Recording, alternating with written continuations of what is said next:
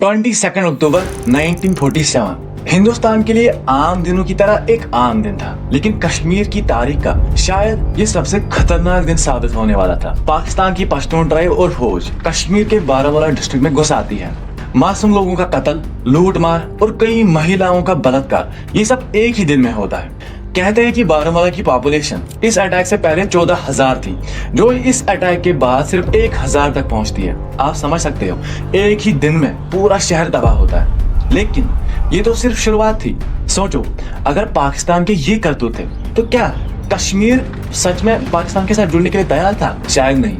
लेकिन रुको, अभी आपको इंडिया का बताता हूँ। इंडिया ने जो कश्मीर में किया है वो शायद आपने कभी सोचा भी नहीं होगा। 1980s के दौरान जब कश्मीर मिल्टन सी की आग में जल रहा था, तो इंडिया गवर्नमेंट 10 सितंबर 1990 को आफ्सपा को इम्प्लीमेंट करता है कश्मीर में, armed forces special powers act. इससे बेसिकली फोर्सेस को कई स्पेशल पावर्स मिली, जिन पर भी उन्हें शक हो उन पे फायर कर सकते थे, बिना वारंट अरेस्ट कर सकते थे, कोई भी शेल्टर डिस्ट्रॉय कर सकते थे और किसी भी गाड़ी को रोक के चेक कर सकते थे। आप इसे ऐसे समझो कि उनके पास कश्मीरियों की मौत का लाइसेंस था। और इसका नतीजा क्या हुआ? सोपोर, बारामूला, कुपवारा, कई हजार सिविलियंस की जान चली गई। 1990 में सोपोर के एक बाजार में बीएसएफ ने 50 दुकानें जला दी और 60 सिविलियंस को गोली मार दी, सिर्फ शक के बुनियाद पर। लेकिन इससे भी दर्दनाक और शॉकिंग कहानी अगर कोई थी तो वो थी कुनाल और पोशपुरा की।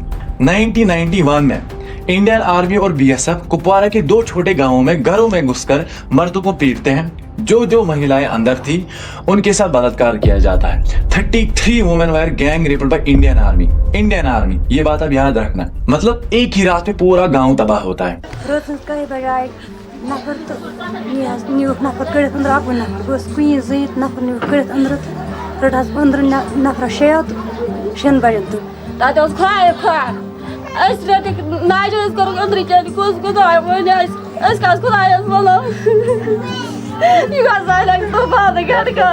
कश्मीर में एक कहावत है, ये मुझे कश्मीर सुध नार, मतलब ये कि इन्होंने कश्मीर को पूरी तरह बर्बाद किया। अच्छा, सिर्फ यही एक इंसिडेंट नहीं है, 5,000 से भी ज्यादा रेप केसेस रजिस्टर हो चुके हैं आफ्सपा के बाद। और इसका शिकार अभी तक सिर्फ कश्मीर ही नहीं, बल्कि आसाम, मिजोरम, इन स्टेट्स में भी इंडियन आर्मी और बीएसएफ ने अपना रंग दिखाया है। लेकिन यहाँ पर एक इंपॉर्टेंट सवाल आता है, आखिर धरती का स्वर्ग कहे जाने वाला कश्मीर इतना बर्बाद कैसे हुआ? और ये कश्मीर का कॉन्फ्लिक्ट इतना लंबा कैसे चला? और कैसे इस एक डॉक्यूमेंट की वजह से पूरे कश्मीर का फ्यूचर डिसाइड हुआ? तो दोस्तों, ये सब जानने के लिए हमें थोड़ी कश्मीर की हिस्ट्री जरूर पता होनी चाहिए। वीडियो ज्यादा लंबी नहीं होगी, तो पहले हम वो देख लेते हैं।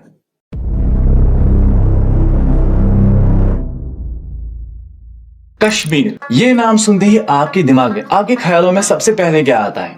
कश्मीर की खूबसूरती, बर्फ के पहाड़, वाजवान, कश्मीरी लोगों की मेहमान नवाजी।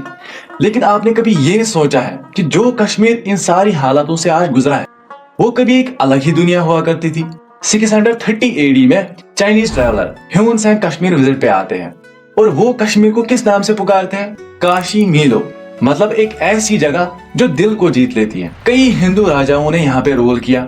अशोका ने बुद्धिज्म को फैलाया। इसके बाद भी कई हिंदू रूलर्स आए, जैसे ललितादित्य, अवंती वर्मन। फिर 1339 में जाकर कश्मीर का पहला मुस्लिम रूलर शाह मीर आते हैं, जो मीर डायनास्टी से ही बिलोंग करते हैं। इनके बाद ज़ैनुल आबिदीन आते हैं, जो इसी डायनास्टी से बिलोंग करते थे। ये एक ऐसे राजा थे जिसने कश्मीर में पर्शिया से shawl, wazwan, harees, paper meshy जैसे गिफ्ट कश्मीर को दिए।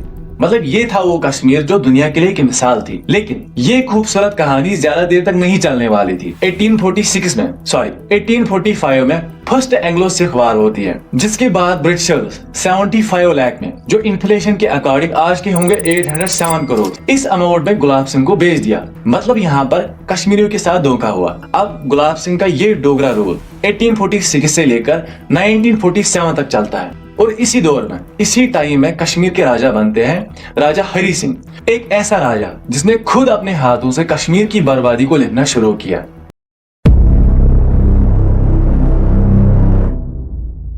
नाइनटीन 47 हमारा हिंदुस्तान आजाद होने वाला था, लेकिन कश्मीर के लिए कोई आजादी नहीं थी, बल्कि एक नई जंग का आगाज था। उस वक्त इंडिया का मैप कुछ ऐसा था। येलो एरियाज में ब्रिटिशर्स का डायरेक्ट रूल और पिंक एरियाज में प्रिंसली स्टेट्स थी, जहां राजाओं के साथ मिलकर इनडायरेक्टली हुकूमत चलती थी। इस वक्त हमारे देश में 585 प्रिंसली स्टेट्स थी और कश्मीर भी इसी में आता था। 3 जून 1947 माउंट बैटन प्लान आता है, जिसके अकॉर्डिंग ब्रिटिश इंडिया को 2 देशों में अब बांटा जाएगा, पाकिस्तान और इंडिया।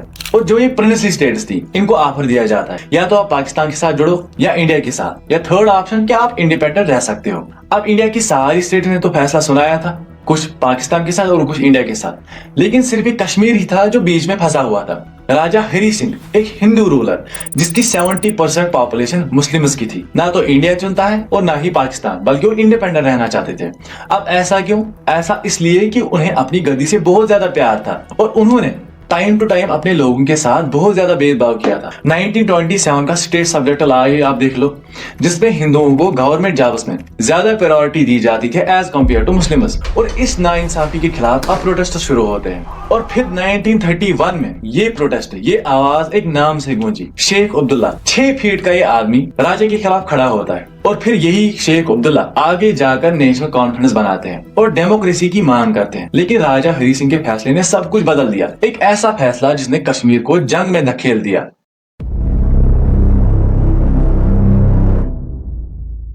अक्टूबर 1947 कश्मीर के बहुत बुरे दिन आने वाले थे। हरी सिंह पाकिस्तान के साथ स्टैंड स्टिल एग्रीमेंट साइन करते हैं, जिसका मतलब था ट्रेड, ट्रैवल, कम्युनिकेशन, ये सब अब फ्रीली चलेगा कश्मीर और पाकिस्तान के बीच। लेकिन बाद में जाकर पाकिस्तान फिर इस एग्रीमेंट को तोड़कर कश्मीर को धोखा देता है। पश्तून ट्राइब और फौज की मदद से कश्मीर पर हमला किया जाता है। पाकिस्तान की ये फौज श्रीनगर तक बहुत जल्दी पहुंच जाती है और अपने रास्ते में खून की नदियां बहाई जाती है।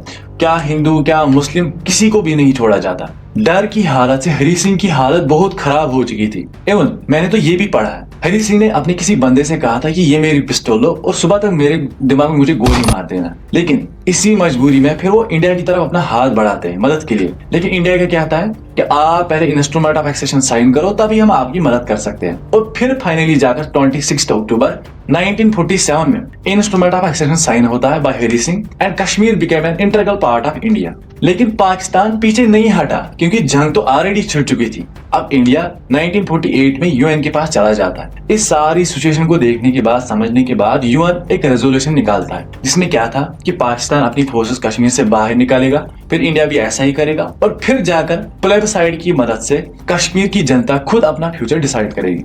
लेकिन ये रेजोल्यूशन कई सालों तक कागजों पर ही रहा, वो तो हम सभी जानते हैं।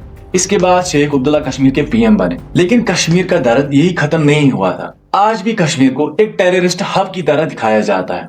बाकी इंडियन स्टेट्स की तरह कश्मीर को ट्रीट नहीं किया जाता। और जब से आर्टिकल 370 टूटा है, तब से डेवलपमेंट की बहुत बड़ी बातें की जाती है, लेकिन unemployment, paper leakage, basic rights की वायलेशन, इनकी कोई बात नहीं करता। ये कश्मीर की असली कहानी है जो आप कहीं नहीं सुनने वाले। अब बाहरी दुनिया के लिए तो कश्मीर किसी जन्नत से कम नहीं है, लेकिन किसी कश्मीरी से आपने खुद पर्सनली कभी पूछा है जो किसी नरक से कम नहीं है? Where everyone is suffering. मैं इससे पहले कंट्रैक्चुअल लेक्चरर था, जिसको हम असिस्टेंट प्रोफेसर कहते हैं, वही था मैं 10-12 साल तक। डिग्री कॉलेज अनंतनाग से मैंने ग्रेजुएशन किया है।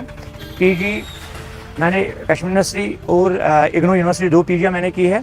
उसके अलावा एमफिल और पीएचडी मैंने उज्जैन यूनिवर्सिटी वहाँ से मैंने किया है।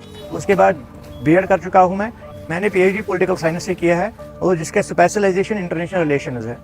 हर एक के कश्मीरी जो यूथ है उनमें तो हर एक में यही है कि नहीं 370 आना चाहिए वापस, क्योंकि बाहर के लोग यहाँ पे जॉब नहीं कर पाते थे। आज वो परमानेंट यहाँ पे, वो किन के जॉब्स थे, वो हमें अपने जॉब्स थे। तो फर्क तो पड़ता है उस चीज से, हमें तो फर्क पड़ा है। सोच रही थी कि मैं अपना डिप्लोमा कम वक्त में मतलब कंप्लीट करूंगी, फिर उसके बाद अपने माँ बाप के लिए कुछ कमा सकूं, उनका कुछ सहारा बन जाऊं। लेकिन आर्टिकल टूट गया, सब कुछ मतलब बंद रहा। तो जो मेरा एक तो मैं कुछ कमा नहीं पाई, दूसरा जो मेरा डिप्लोमा उसका मेरा टाइम पीरियड था 3.5 ईयर, वो तो चढ़ गया, कहाँ तक पहुँच गया 5 साल में। तो नुकसान हो गया दोनों साइड से मेरा। आधे डिप्रेशन में चले गए, आधे ड्रग एडिक्टेड बन गए। दोस्तों, अगर आपको ये वीडियो अच्छा लगा या आपने कुछ भी आज सीखा है तो प्लीज अपना सपोर्ट आप जरूर दिखाना। और हाँ, अगर आपको इसका सेकंड पार्ट चाहिए तो आप नीचे मुझे कमेंट्स में जरूर बताना। Thank you.